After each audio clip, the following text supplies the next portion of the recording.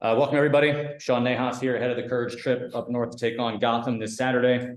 Coach, a couple of really resounding wins over the last 2 weeks, building off of that into the final Challenge Cup group stage game. Just give us kind of the framework of the team to get us started here. Yeah, it's just a matter of us building off of the last 2 weeks. And, the thing about this league is it's not something you can't take anything for granted. You have to continue to push and work to get better. The group obviously has been rewarded for their efforts and the work they put in every single day. So that's been good to see on our end.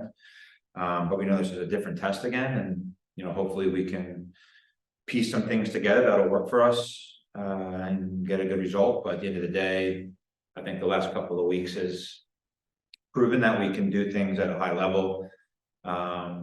They've logged a lot of miles, these players. So, we have to manage that too, but overall, it's just another opportunity to play and see what we can do and hopefully build on the momentum that we've created with the players gone and now moving forward. Yeah, after the Washington game, you talked about the need to score earlier, and that's exactly what your team did a week later against Orlando. To see them kind of take that message to heart and immediately come out. It was only the third time this year you've scored multiple goals in the first half. So to see them kind of take that message to heart despite a 6-0 win, what does that say about the makeup of this team mentally?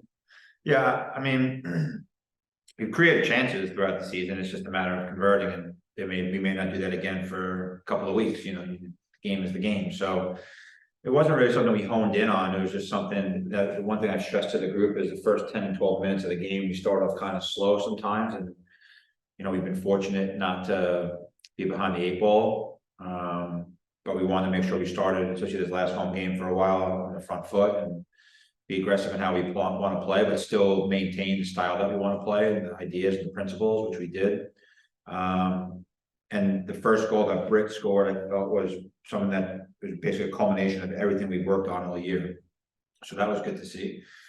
But I think the goals that we're scoring are good team goals, and that's important. But we go up against opposition every week, so we have to make sure that we are negating things that they're trying to do so that we can create chances for ourselves. And we're starting to do that more, but each game, like I said, is a different test, and we can watch as much video as we want. It could be different pictures once the game gets started. And as a result, it may take 15-20 minutes to get used to it. So, but yeah, no, I'm pleased with the group and again, the results we've got for sure. And then before I turn it over to questions, Malia and Narumi both earned league monthly honors, well deserved for them. Just speak a little bit to what those two have brought, especially during this last month stretch here. Yeah, they've been great.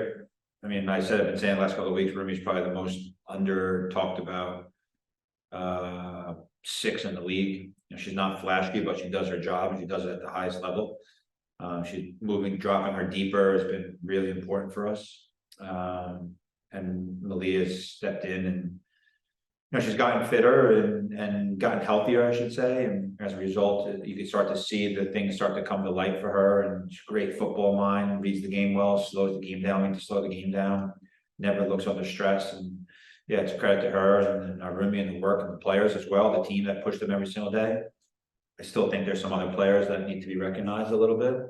Our back line has pitched a ton of shutouts, so at some point,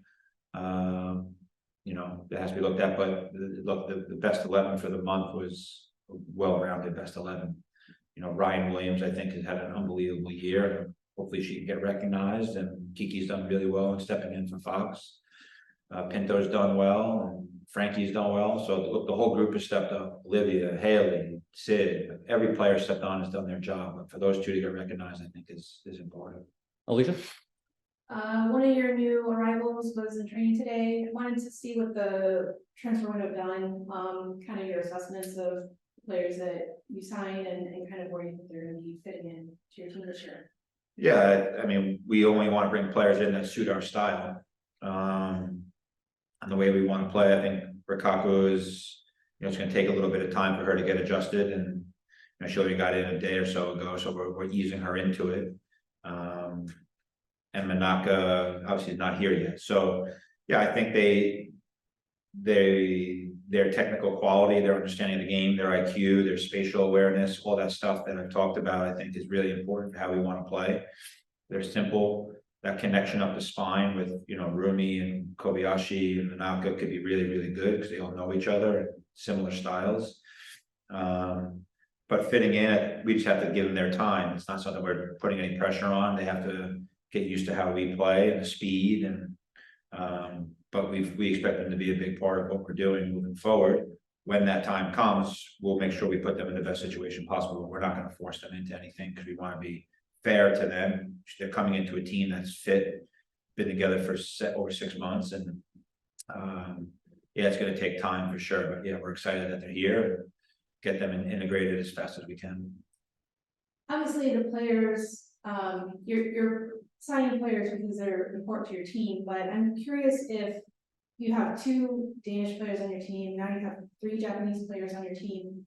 Is there some sort of consideration of having compatriots together on the same team in order to help them kind of acclimate to moving to the NWSL, the United States, North Carolina, helping them adjust a little bit better, or is it just pure coincidence? It's really it comes down to who do I think, which areas, whether it's in the States or internationally, play the way we want to play.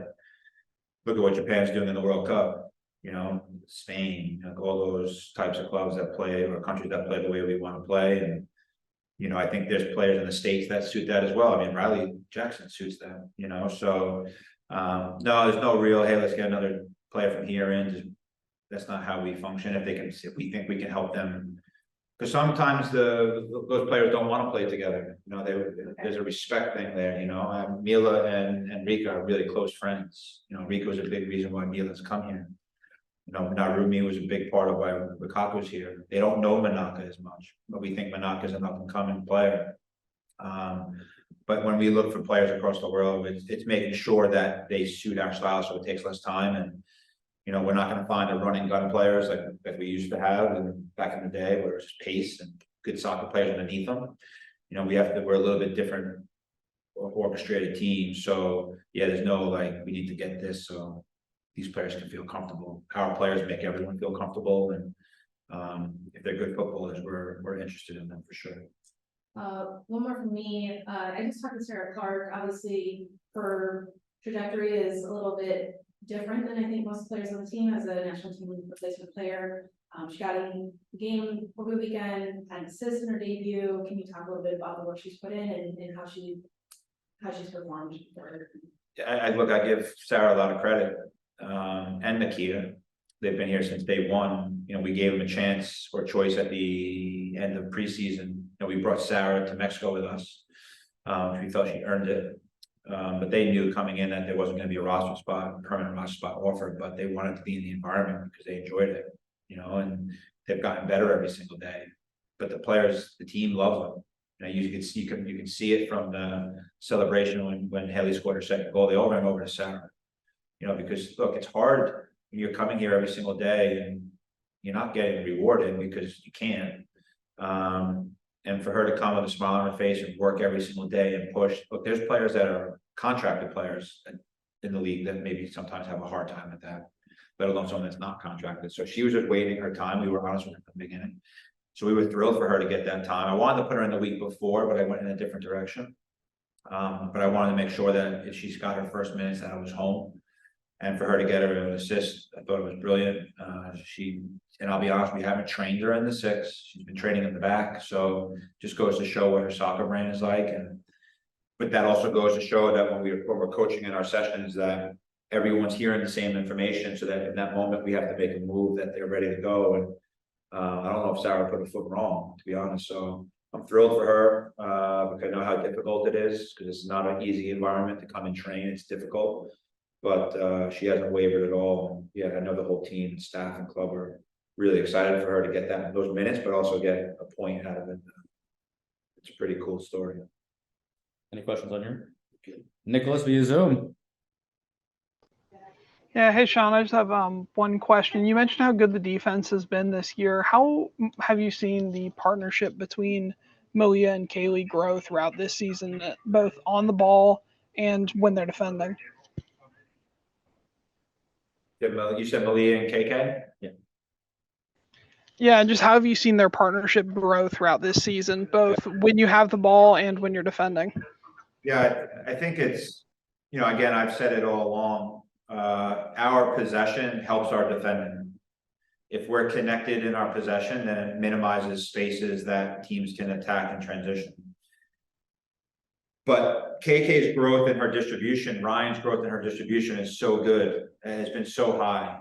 And it's helpful to have two center backs that can play in the distribution phase of it, you know. If you look at the pass chart, Malia to KK is a pretty high number. But all that is doing is it's getting them to shift a little bit to see if we can open up another pocket. A couple of times they become impatient, but they're a good balance defensively. KK is a little bit more of the battler. Malia is a little bit more of reading it differently and recognizing when to step into spaces, when to drop off, when to do all those things.